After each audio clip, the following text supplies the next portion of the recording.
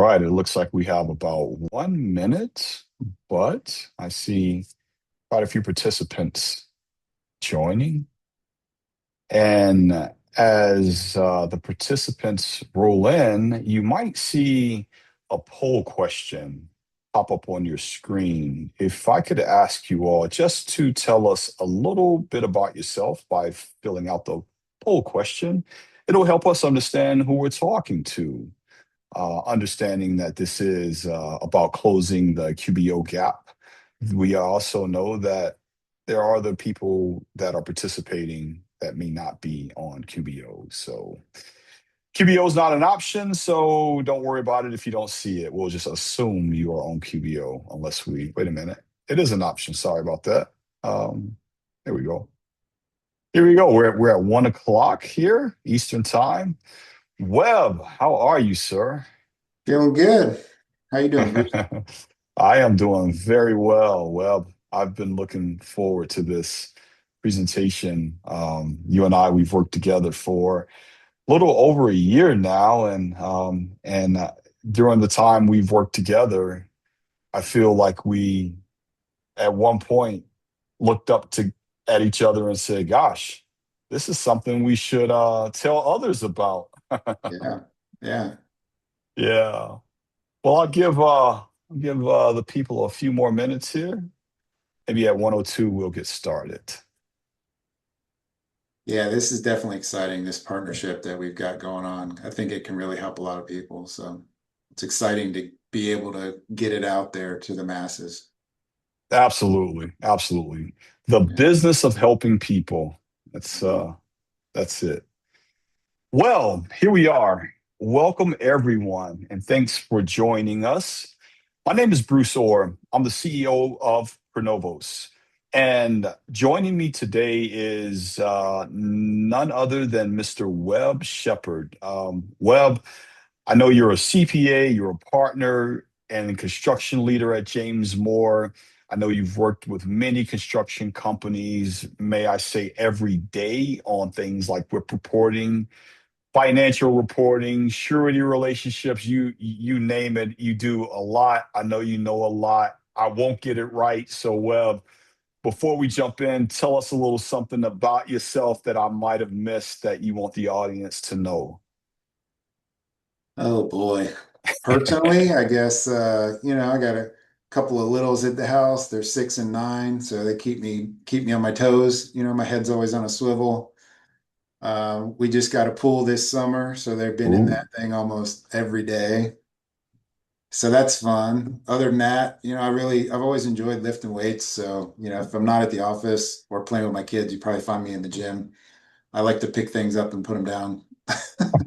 That's something I did not know about you. We have something in common there. Yeah, I'm usually More there than at 5 a.m. in the morning. I didn't do that until I had kids, but now I'm a 5 a.m. guy. I turned into one of those guys that I never thought I would be, but it's more consistent. It's fun.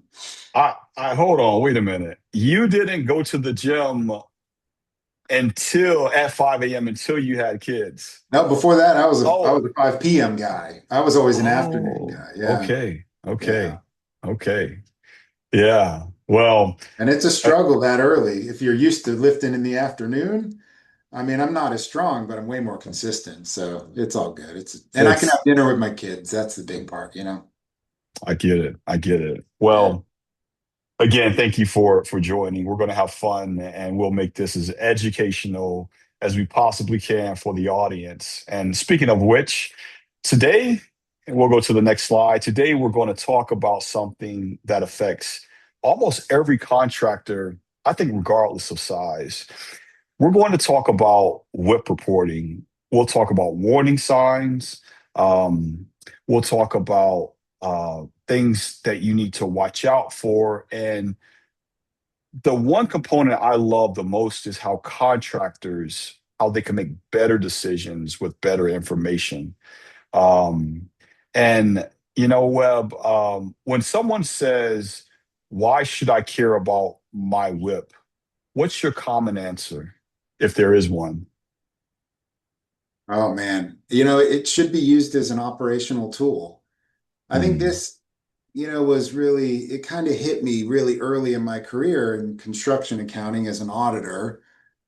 One year, I was working on an audit. Back then, I was a technician, just cranking away at work papers and digging into the WIP. And this particular client had two jobs on the WIP that really they went sideways. They were listed on the WIP as profitable, but once we really started getting into our analytics and our procedures and confirmations and all that audit stuff, they were pretty significant underbillings. So of course, that throws up a flag and hey, why are these underbilled? Are they true underbillings or is there something else going on here? So we got the project manager involved and really questioned the estimated costs to complete. And what we uncovered was those were actually two major loss jobs. Eventually almost took the company out. Mm, They knew cash was tight. They they knew something wasn't quite right, but if they would have known earlier, it wouldn't have hurt them nearly as much. And I think at that point I realized like, wow, they're waiting. This particular company, waited till year end, and that's when it finally got presented to them in that way. So that's when I kind of realized this should really be a tool that you're using, every day, not hmm just month end, or especially not just year end. Yeah, yeah. We all know things change constantly on the job site. The numbers change all the time, resources change. So no, I love that response, which brings us to the next slide and really talk about why we're here. And this is the first time I've ever done a webinar about QuickBooks Online. Historically, QuickBooks Online has been, from my perception or my perspective, it has been kind of the wild, wild west of accounting systems because you can do whatever you want to do in it. And I've been shocked to see companies as large as $150 million using QuickBooks Online, making it work for them. And obviously, when you're a smaller contractor, you're reaching for a tool that is going to help you get better at your business. But sometimes people don't exactly know how to organize their information. The challenge is that construction companies often need visibility that goes beyond standard accounting. And so I'm kind of curious, Webb, where do you typically see contractors needing the assistance of needing your assistance? And the second part to that question is uh, when do they start losing visibility as they grow? Yeah, that's a great question. Thanks. Um, we work with companies in our accounting services side of the house. We do, two different paths really. We're either on the attest side where we're doing a review or an audit and maybe some training of bookkeepers to help them get that financial sophistication or to help learn construction accounting better. But then we're also the accounting department for a lot of different construction companies.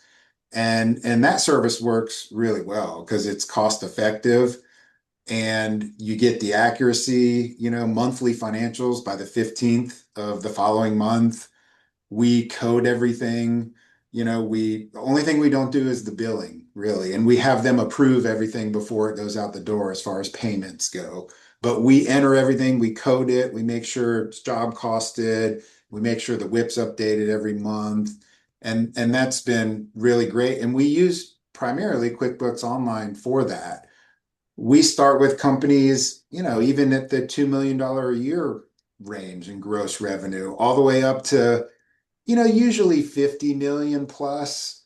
At that point, maybe it makes sense to really start building the internal accounting department, but we can handle well over that. It's just usually clients over 50 million, they start then, well, we can maybe afford a CFO at this point and let the CFO build the accounting department. So that's usually kind of our sweet spot is 5 to 50 million where we're doing the accounting services and we are the accounting department.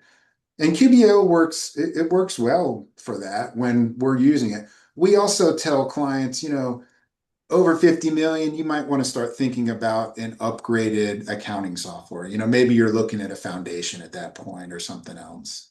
Because it can, like you said, it can do construction accounting better and get you more of those custom reports and more usable information. Yeah, and I love the title of this slide. QuickBooks can run your books, but it can't run your jobs. And there are two bullet points on the right hand side where it says where it leaves you blind, and there's no job level cost to complete or percentage complete, and the WIP gets rebuilt by hand in Excel. I know we're going to talk at length about that, but those are the two things that stood out to me because if I am putting my owner's hat on as a construction company, I got a lot of things that I'm dealing with every day, and accounting is, uh, it's as I said before, I'm the CEO, and still I'm there. I'm very data driven. Accounting is not something that I want to look at every day or every week. However, when I have easy access to information, it makes it very, very simple. I'm curious if we go to the next slide. This slide really intrigues me. We're talking about um, the monthly WIP and spreadsheets. This, whether you're using QuickBooks Online or you're using, say, um, a more common ERP that most contractors use, Excel still typically is the primary vehicle for that. And Webb, you had a very good point regarding why you shouldn't wait 30 to 45 days to look at this information, why you shouldn't rebuild the WIP in Excel every month. And I'm going to ask if you could talk about that a little bit. Sure, yeah. I mean, I can't imagine rebuilding it on even a weekly basis just because it's so time intensive if you're putting it. And there are some pretty nifty new tools now where you could link there's certain things and all that, but the time that would be required, I mean, the cost benefit, I guess, is a better way to put it. The juice isn't worth the squeeze, especially when you've got tools out there like your product that really they're doing it for you. But I don't want to discount the fact that the formal monthly WIP and financial statement process, that's incredibly important. I mean, that's how Mhm. you support your financial statements that get sent out to sureties and bankers uh, and that's how you make your strategic tax decisions too. Because if you start with GAAP, generally accepted accounting principles, that's the basis you want your internal financials to be maintained on. And then you start with that to do a tax projection. So depending on the frequency of the tax projection, you want those formal financial statements and you want the WIP to match the balance sheet and income statement. There are certain key things that need to agree. And if they don't agree, then of course everybody starts asking why don't they agree? If over billings doesn't agree to the balance sheet, and if under billings doesn't agree to the balance sheet, we've got some issues and contract revenue and cost of goods sold need to agree to the income statement and the WIP. So there's that formal process, very important. I don't want to discount that. The challenge is that those reports are designed for accurate external reporting, not day-to-day operational decision making. If the project manager notices productivity slipping or a change order is still pending approval or not being prepared at all, if maybe out of scope work is happening and nobody knows about it, it's kind of off the radar. That's an issue. Maybe costs are trending higher than expected and cash collections might be slowing. Those are operational issues that need attention today, not when the month-end WIP is finalized.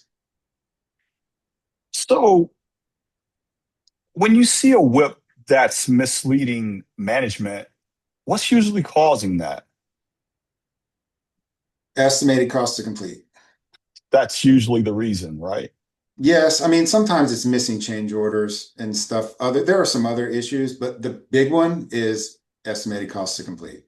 Yeah, such a hard number. Yeah. Um, I, I, I, you know, I really didn't know you were going to say that, and it makes a lot of sense. It is a hard number to come up with month over month Yeah. because of so much change. We're going to talk about how to uh, be a bit more accurate around that. But if we go to the next slide, let's talk about what goes into the WIP. And I know we have the audience here has probably built whips over and over and over again. This might be basic to you, but I do not like to assume. Um, when I've seen whips that would have columns in an Excel spreadsheet that now is in um, double letters, right? You have the AAs, the BBs, and so many columns inundated with information. When people first see a WIP schedule, I know it can look complicated, but at the end of the day, it comes down to a handful of key metrics. And Webb, which one of these inputs creates the biggest problems when it's wrong? I know you said estimated cost to complete generally is misleading management, but we have six metrics. I know there are probably a few others here that you wanted to include, but let's talk a little bit about the biggest problems that you see as it relates to the metrics or KPIs.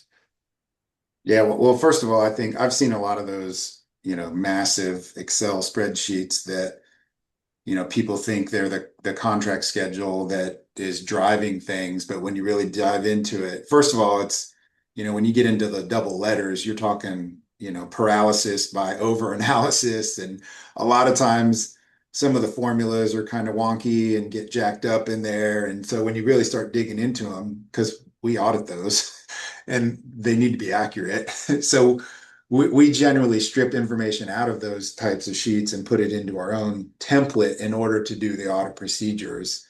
That's kind of how that works. But yeah, that's interesting. We see a lot of those. We call it PBC, provided by client WIP or work papers. But as far as this thing goes, if any of these inputs is wrong, the whole schedule's wrong, right? So they're Mhm. all important. They're all extremely important. Contract value, we talked about, depends on approved change orders being captured. That's a big one that we have to ask about oftentimes when things just don't look right. And when I say things don't look right, it's usually it shows up or it rears its head in the over and under billings. That's usually where you can see, issues that drive some of these questions. But then costs incurred, I mean, that depend on job costs being coded correctly. So at a QBO, we'll run a P&L by project, and we will match up the P&L by project to the WIP to make sure all the costs made it from QBO over into the WIP. And if they No, sorry, don't, you're talking about the WIP that you're yeah, managing the outside of Excel WIP. QBO. Okay, got it, got it. Yeah, yeah, because the P&L, by project, it's just going to have total costs in there. And so we need to get the period for a formal financial statement. If it's only let's say it's a 6-month financial statement, you only want 6 months worth of, you want the total contract cost, but you also want to know what happened just within that 6 months. So Okay. and then billings, of course, depend on timely invoicing and actually recording. A lot of people, a lot of clients that we see when we first start working with them, they'll have loads of invoices they sent out last month, but they're not recorded in the system. So then that's an issue, right? Because you're Mhm. missing the billings to date could be wrong. And if it's accurate, maybe on this side, maybe it's not accurate in the QBO side, right?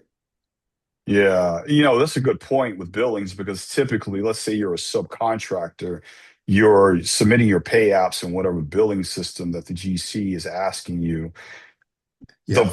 primary goal is to get paid, right? So let me make sure I could give this to my GC so I'm not waiting too long on payment. And then, by the way, if I get a chance to put this in QBO, I will, but we need money right now. Yeah. Yeah. I Yeah. mean, it's important to get those bills out the door. We don't want to hold that process up. But I think it's, not maybe not just as important, but it's very important to get it recorded in the system because then you can start tracking your AR aging too, your accounts receivable aging. How else are you going to know when something's 30, 60, 90 days old? I mean, you could have sent an invoice 90 days ago and just not even know whether it was collected or not if it wasn't recorded in QuickBooks. Unless maybe Mhm. they're using an Excel spreadsheet to track that, which I've seen that too, but that's a little on the clunky side when you've got technology that'll do it for you.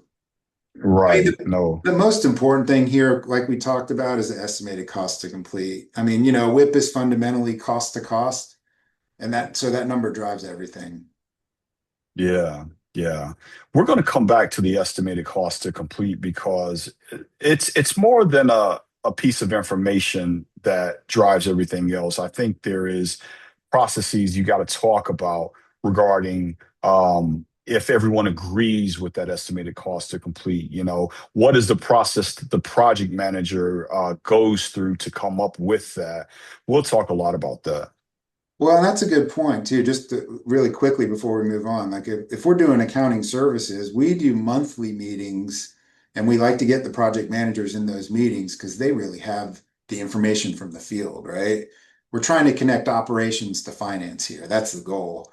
And so, what we find is those estimates, cost to complete, they can change and sometimes at a rapid pace. And if you're doing it just monthly, I mean, I hate to say it, but you kind of sometimes it's too late to make a good decision to get like a change order approved, or if it would have happened 3 weeks earlier, maybe you could have got that change order, or maybe you could have made a decision to slow down the job fade or the profit fade, or those costs creeping up.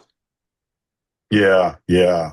Well, our producer here is giving us the little nudge to move on. So let's talk about what goes in the accurate or sorry, why an accurate whip matters. Now, I was hesitant to put this on the screen because it's almost self-evident.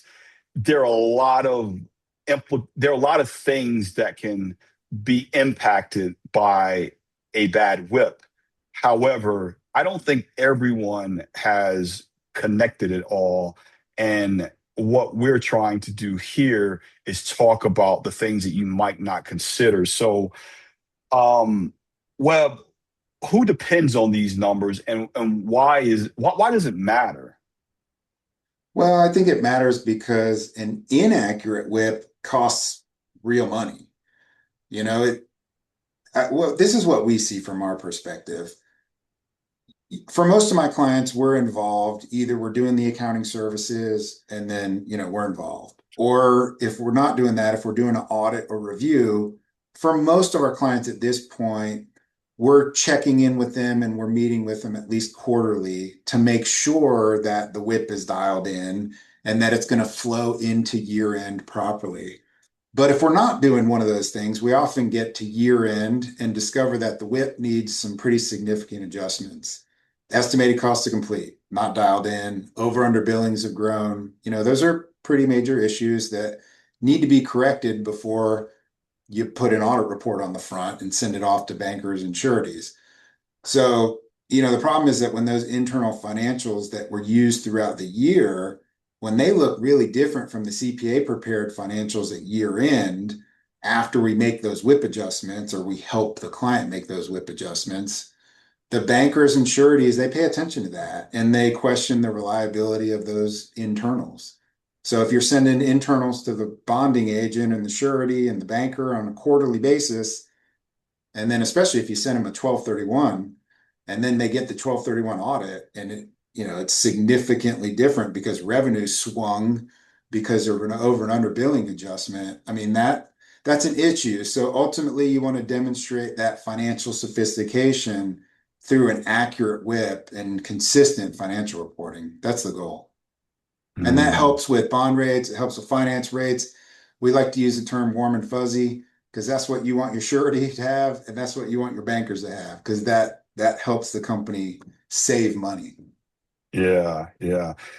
So imagine that I'm a contractor. I'm very good at my craft, my team, my company. We do good work.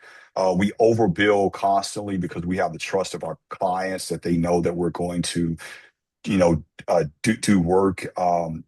And we are profitable. We might estimate that we are doing I'm a subcontractor. I'm doing probably 23, 25% profit. We always come in around 30%. And our WIP month over month might be off. Um, but we're running a good business. What's the harm in that? I'm telling my bonding company, hey, I thought we were going to do 20%, but we did 30%. What's the harm in that? I think again, the financial sophistication, it really to surety or to a banker, and I guess I'm kind of speaking for him at this point. I guess from our perspective too, it kind of begs the question. I mean, how rock solid is your estimating process? Because I mean, you might be making money today, but is that strategic or is that just kind of luck of the draw? And how do we get comfortable with what you're doing moving forward? Yeah, yeah. Because you No, never know. You're not tracking it, you never know. yeah. And then I also in a good environment too. If it's if things are going great, the economy's cranking and there's less bidders on jobs, you can win jobs at better rates. But all of a sudden, if the economy tightens and things tighten up, I mean, you gotta really focus on those estimates at that point, and that could become an issue down the road. hmm hmm All right. Well, let's move on to the next slide. Let's talk about when things become very real. These are some of the warning signs hiding inside of WIP reports. And one of the reasons why I love numbers is because there's a correlation that exists. And when you have context, you got the numbers and you understand the correlation, there's a beautiful story to be told. So the signals hiding in your WIP, we have four of them that we've pointed out. Which one ends up costing contractors money, Webb, Underbillings. under I billings? mean, which one ends up costing them money? I mean, it's really change orders performed not in the contract. And if you don't get that change order, that's the one that's going to, I mean, because change orders are an art, right? Mm, There's an art behind that. It's not black and white. So there's something to be said for that, definitely. But I think the riskiest thing with if I, put my CPA hat on and my advisor hat on is the first thing I look at is underbillings. Because in underbilling, they're not always bad, but when they continue to grow, it's usually telling you something. And sometimes it's not even an underbilling at all. I mean, a true underbilling is like, hey, we've done work, we need to bill at the end of the month, and maybe we need to catch up one and make it a bigger one because we've done a ton of work this month. Um, Sometimes it's not a true underbilling, it's a buried loss, like we were talking about earlier. Or is profit fade. The project that was bid at 15% is now 12, then 10, and then 8, and you got that profit fade creeping in. If you're only looking at it once a month, I mean, you're just documenting what happened, really. If you're looking at it continuously and prospectively, hopefully you can do something about it. yeah, yeah. Well, so these are the blinking lights, right? These are the red lights that you should be aware of. Let me tell you, if we go to the next slide, I've studied construction for a while, and I've worked in the industry as well. And when I consider construction and I think about the information that contractors are making decisions on, there are controls and processes that I believe is going to help make a contractor successful. One, monthly job reviews. What the heck is a monthly job review? This is critical, especially Webb, when you're talking about the estimated cost to complete. There was a Mhm. comment that someone dropped and they said, I really need you guys because they're currently having some challenges. And Webb, the monthly job reviews is, I think, a sore subject for a lot of people within a company. I think it's a sore subject because, from a project manager's perspective, they feel like they're the ones that are being put on the spot. And all the owner is saying, or the CEO is saying, hey, I just want and hope that you know your job. So let's talk about these numbers. Why do you think these numbers are coming in at X? And so, you know, I and from a KPI perspective, everyone talks about KPIs. Sometimes I even hate to say the acronym, but KPIs are one thing, but be able to apply it to your business is another. And Webb, when you're working with your clients, and you consider the tools that you provide to them to help them get better at their job, which of these, really hit home for you? Yeah, I mean, monthly job reviews is huge. I Yeah. can't tell you how many clients I start working with when I ask the question, how often do you have your monthly job reviews? Hint, hint. I've heard numerous times like, oh, we don't do that. Should we? And the answer is not yes. It's heck yes. Start now, please. And we can help facilitate that, or we can at least be involved to see how the process goes. So it's not so intimidating. I mean, I was a product, I cut my teeth in the cable industry. And so I was on the operations side of the house. So, I kind of get it from that perspective, that it is definitely, it can be intimidating when you don't understand the numbers. So you need to train project managers how to use that WIP. How do they Mhm. understand it? They should know, and they should be proud of their job on that WIP. They should look at it and monitor it. I think it's the goal. Mhm. But one of the things I really like to use is the cash flow projection by job. It's one of the first things we like to help people build out. Honestly, we're doing it in Excel now, but I know your product does it much better and much more efficiently. So we're excited about that. But cash flow by job, and we do it by job just because it's easier to get into that granular level and to project out what's coming as far as direct costs and overhead and all that stuff, cash out. And then we know we can project out what the billings are and when the cash will get received. And then it flows down to the bottom so you can see, are you in the, black or are you in the red every month or every week, really? It's a 13-week projection that we start with. So that's huge. I mean, revenue and gross profit are important, but cash flow makes or breaks any construction company, you know? Yeah, yeah, absolutely. You could be as profitable as you want to be, but if Yeah, you're not, having enough money to make payroll and pay your vendors and suppliers and subs, yes, there's a problem. yeah, yeah. Yeah, yeah. Well, let's move on to the next slide, and then we'll get into the product. I'm kind of interested in showing this because we talk about a data-driven and world that we live in, and AI is a big component of that. However, I think it's also important to talk about how a contractor should see things from a financial perspective. This is how, if you take a 50,000 view into construction management, again, from a financial perspective, there's all of the connectivity of activities that either is going to impact your profits or your cash flow. And this matrix that we're looking at is essentially doing this for you, right? So we talk about the estimated percent complete. We call it the project cost. This is where the projected cost. The project managers, they're telling you where they think they're going to end up at, and it's really interesting. This is the only industry that I know of where you must spend money to earn money. So when you are projecting your cost, on the flip side, you're earning your revenue.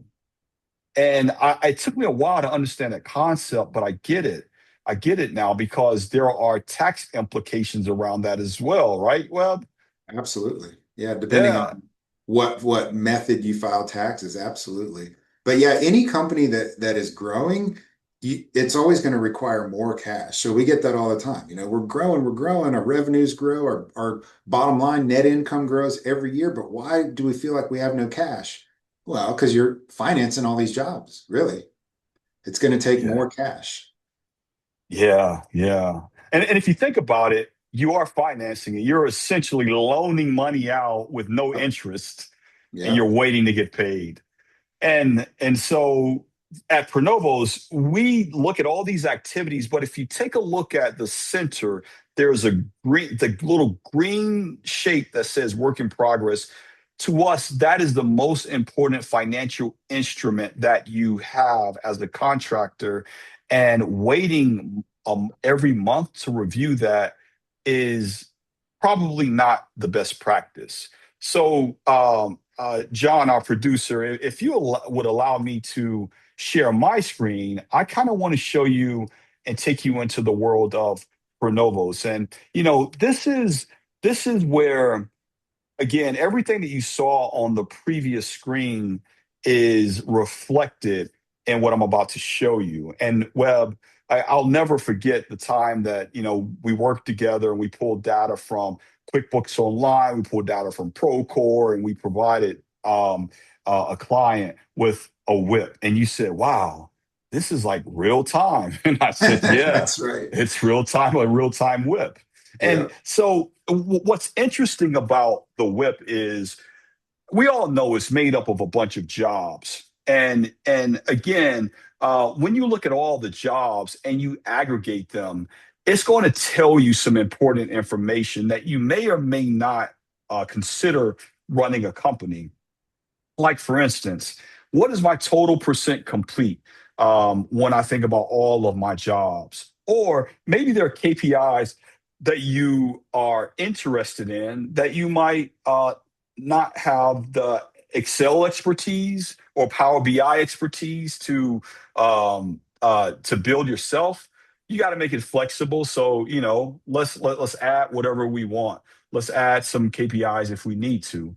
But I'm going to scroll down to the actual WIP schedule here. And the thing that I want to point out about this is, first off, your WIP can be adjusted, as we all know, either at the, we'll talk in QBO terms, the item level, or it could be adjusted at the job level. I'm curious, Webb, when you're working with your clients in QBO and they are giving their projected cost, are they most often doing it at the item level or at the job level? We like to get into cost codes. I mean, Uh-huh. ideally, we have set up, if we're doing the accounting services, we've set up cost codes. We're doing it at the item level. But I will say for most, if we're doing what we call A&A, audit and test work, that's usually at the project level.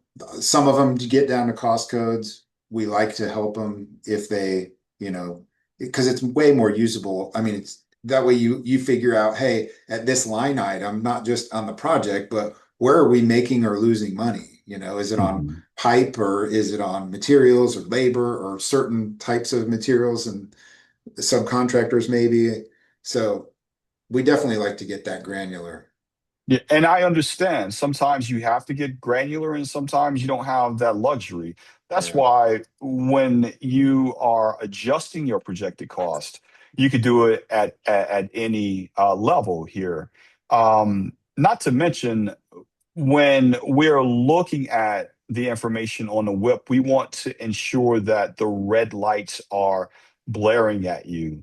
So, I know, Webb, when you looked at this one job, this 19004, you had some things that you said, oh, I've seen something like this before. I think this job is, and when you told me that, it made me recognize how much value, and I'm not trying to sell your services, but if you and I go see the same movie, I know you've seen the same movie, right? We could talk about Yeah. it. But when you said, "Oh, I've seen this before," tell me a little bit about that conversation, Webb. When if we look at this particular job.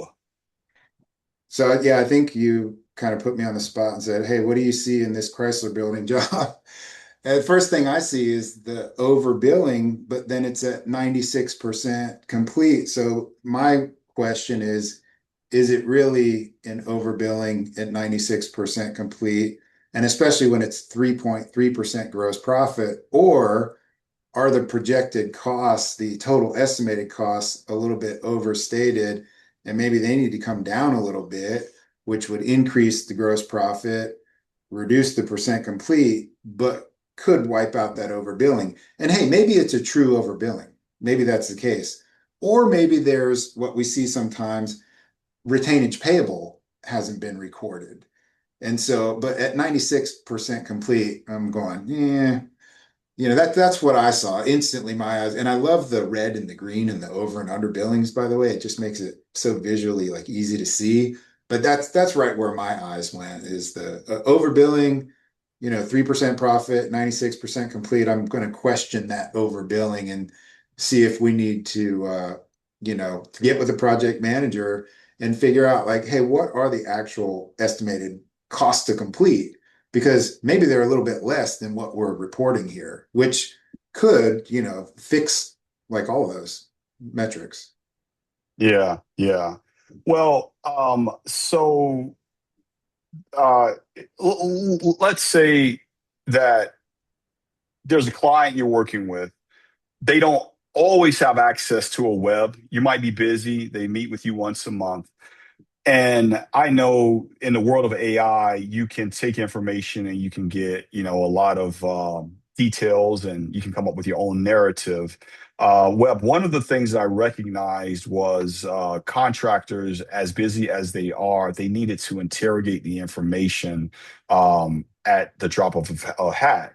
And what we've done is we've built in the capability for contractors to be able to ask questions and take action around the WIP. So if we're looking at, say, tell me about job 19004 on my WIP, what's going to happen is our AI is going to look at this job and it very well may give you the exact same information that you just told us, right? Yeah, now I'm So reading it because now I'm curious. Is it gonna back me up or is it gonna throw me under the bus here, Bruce? Come on.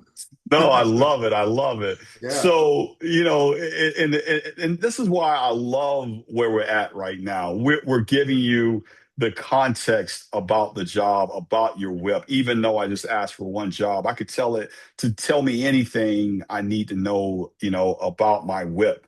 But in addition to that, again, it is the actions that I could take. Show me the cost breakdown, list of past due invoices, whatever it thinks it needs. You need to know is what it's going to tell you. Billing status, billed at 99.8%.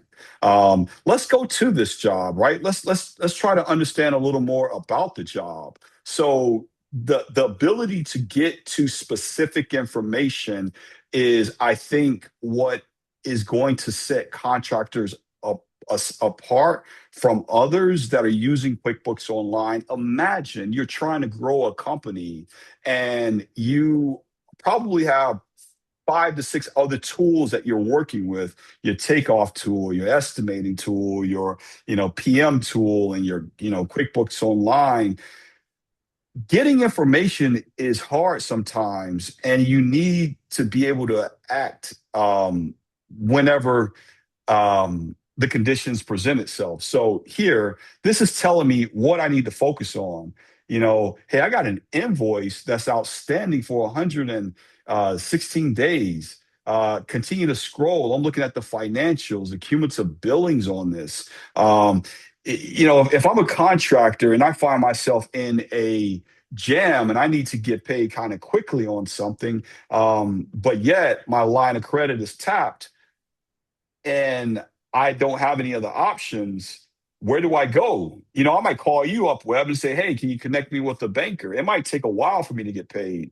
At ProNovos, what we do is we bring it all together so that we can even fund a contractor when they need capital to help shore up the gaps. There's a cash flow forecast tool. You talked about cash flow on the job at the job level. We think that every contractor should know when they are um, financing the job and when they're not. But let's go to the forecast just a second, because the forecast at the cost code or item level is truly important. Now, if you have data in QuickBooks Online and you are providing a forecast, that same forecast is going to show up in ProNovos. You can come in and adjust it. And maybe the days of adjusting line by line your forecast is over with. You know what? Why don't I adjust my cost? Let's let AI adjust my cost code. We call our AI tool Nova. It's going to do that. It's going to look at everything about your job and it's going to provide a line by line forecast for you to review. Um, I sometimes get into the product and I get on a roll, especially when it's backed up by the educational component that we talked about because I know what contractors struggle with. John, you got to keep me on point. We're now at 1:45, and I want to make sure that we hit the items that are pertinent to our audience. Were there any more poll questions? I know we have Q&A. There was, I think, a few. Okay, we do have a all right. Well, I appreciate that. All right, we're just going to throw it at you then. Hey, would you like to see ProNovos? That's a demo request, or would you like to talk to Webb and get some information about their process? Same thing. So take a few minutes and answer that, and we'll also open this up for Q&A. There are questions here that I saw. Well, that's up. Well, while people are answering this, I'm going to ask a question here by Steve. What size clients do you work with? Oh, for us, it all over the place. I mean, we don't have any. Our sweet spot is usually 5 to 50 million in gross revenue, but we have clients all the way up to, pushing a 500 million in gross revenue. And we start with clients I've started with clients who have less than 1 million in revenue just coming out of the gate, but have a pretty strong growth potential and have a path and want to do that. So, it's all over the map. We don't exclude anyone. Got it. Got it. Yeah. Yeah, I'm The just going clients I like working with are those who appreciate us. I to. mean, we're looking for long-term clients. We don't, nobody wins if we have a short-term engagement, I guess. They don't win, we don't win. We like long-term clients that want to meet with us regularly. We really like being part of the team. So I think that's the most important thing. So culturally, it needs to be a good fit. But other than that, I mean, the size it doesn't really matter to me. I mean, as long as we are having respect for each other and really appreciate what the other one's doing, that's a win-win. It's got to be a win-win.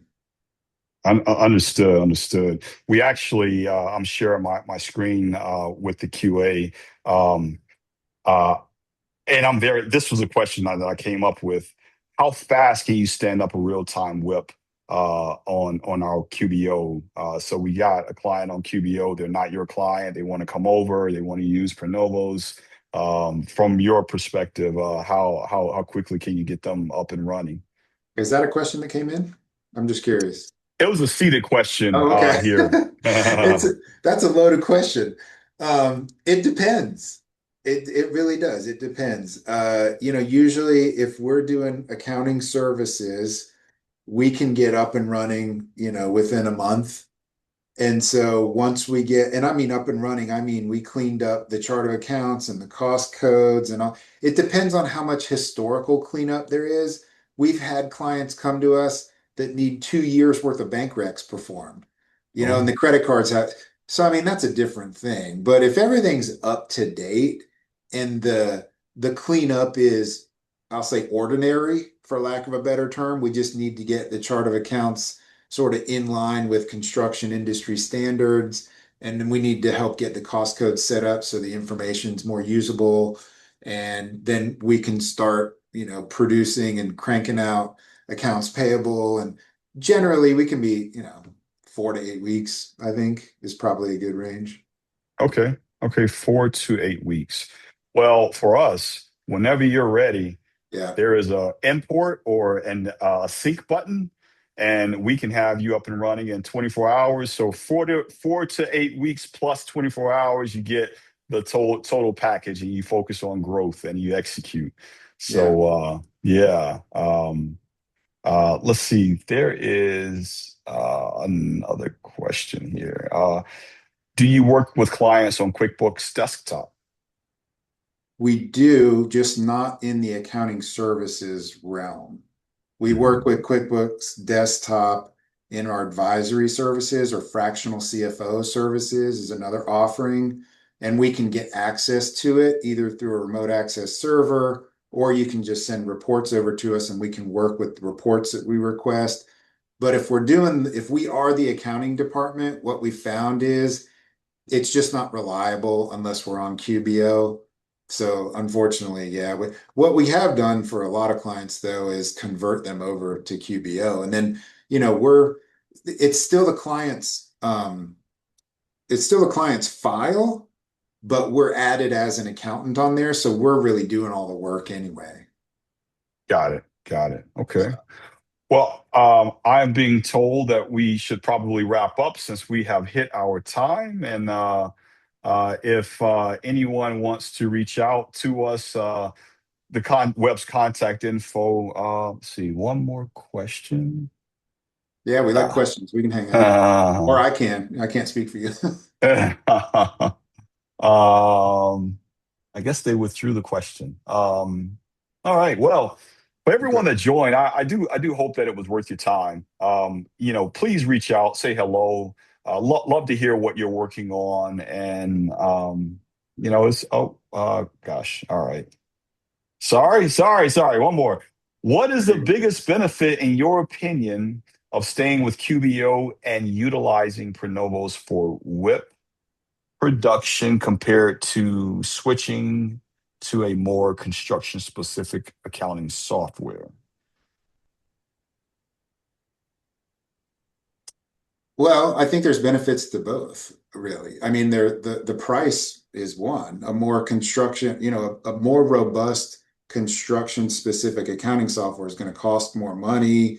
You might have issues if you're hiring people that know how to use it. If you're using your own internal accounting department, let's say you're using Sage Construction, you got to hire people that know Sage Construction, or you got to train them. And, training's a big cost, right?